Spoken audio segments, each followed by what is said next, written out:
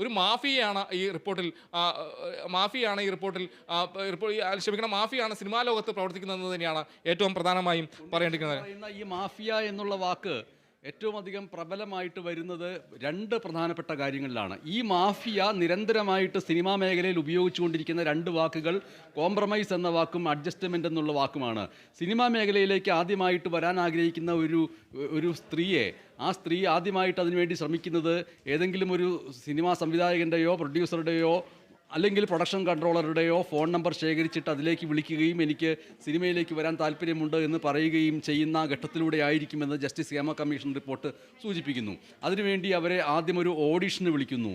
Audition പാസ്സായി കഴിഞ്ഞാൽ അടുത്ത വാക്ക് കോംപ്രമൈസ്, അഡ്ജസ്റ്റ്മെൻറ്റ് എന്നീ രണ്ട് വാക്കുകളായിരിക്കുമെന്നാണ് ജസ്റ്റിസ് ഹേമ കമ്മീഷൻ റിപ്പോർട്ടിൽ കൃത്യമായിട്ടും പറയുന്നത്.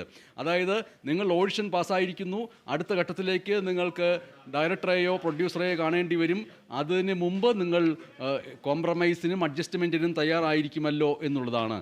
അങ്ങനെ കോംപ്രമൈസ് എന്ന വാക്കും അഡ്ജസ്റ്റ്മെൻറ്റ് എന്ന വാക്കും സിനിമയ്ക്ക് വേണ്ടി ശരീരം സമർപ്പിക്കാൻ, അതായത് സെക്സ് ഓൺ ഡിമാൻഡ് ആവശ്യമുള്ള സമയങ്ങളിലൊക്കെ സിനിമയുടെ ലൊക്കേഷനിൽ, ഷൂട്ടിംഗ് വേളകളിൽ, സിനിമ തിരക്കഥാ ചർച്ചകളിൽ, മറ്റ് വേളകളിലൊക്കെ പുരുഷന്മാർക്ക്, അതിലെ പ്രധാനികൾക്ക് ശരീരത്തിന് ഒരു സ്ത്രീ ശരീരം ആവശ്യമാണെന്ന് തോന്നുന്ന നിമിഷം അത് നൽകാൻ സന്നദ്ധയാവുക എന്ന സന്നദ്ധ പ്രവർത്തനം കൂടി അതിനുവേണ്ടി നടത്തണം. രക്ഷാപ്രവർത്തനം എന്ന് രാഷ്ട്രീയത്തിൽ പറയുന്നത് പോലെ സന്നദ്ധ പ്രവർത്തനം നടത്താൻ തയ്യാറാണെങ്കിൽ മാത്രമേ ഇതിലേക്ക് വരേണ്ടതുള്ളൂ.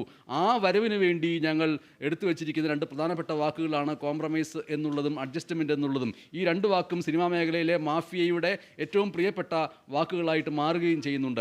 എന്തായാലും ഇതിൽ ഏറ്റവും പ്രധാനപ്പെട്ട കാര്യമായിട്ട് പറയുന്നത് നടിമാരുടെ സിനിമ ഷൂട്ടിംഗ് കഴിഞ്ഞുള്ള രാത്രികളിൽ ഉറങ്ങാൻ വേണ്ടി ചെല്ലുന്ന നടിമാരുടെ മുറികളിൽ മുട്ടി വിളിച്ച് അവരെ ഉണർത്തുകയും ഈ പറഞ്ഞ സന്നദ്ധതയ്ക്ക് തൽപരകക്ഷിയാണോ എന്ന് ചോദിക്കുകയും ചെയ്യുന്ന കാര്യത്തെക്കുറിച്ച് സൂചിപ്പിക്കുന്നുണ്ട്.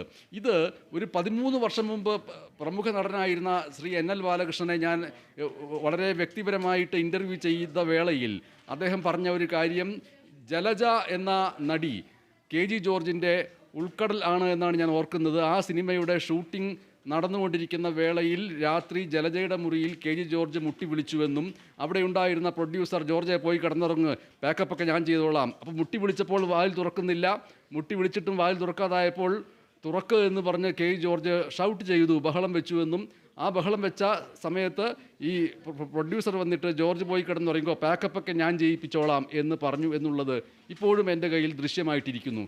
അന്ന് അത് NL ബാലകൃഷ്ണൻ പറഞ്ഞതുകൊണ്ടും NL ബാലകൃഷ്ണൻ അത് പറയുന്നതിൻ്റെ അകത്ത് എത്രത്തോളം യുക്തിയുണ്ട് എന്നുള്ളത് കൊണ്ടും അത് അത്രമേൽ പ്രധാനമായി ഞാൻ കരുതിയില്ല. പക്ഷേ ജസ്റ്റിസ് ഹേമ കമ്മീഷൻ്റെ ഈ റിപ്പോർട്ട് പുറത്തു വരുമ്പോൾ എത്രയോ NL ബാലകൃഷ്ണന്മാർ, എത്രയോ അഭിനേത്രികൾ, എത്രയോ സിനിമാ മേഖലയിലെ സ്ത്രീകൾ ഇതിന് സമാനമായിട്ടുള്ള ആരോപണങ്ങൾ ഒക്കെ എത്രയോ പേരോട് പറഞ്ഞിട്ടുണ്ടാവും.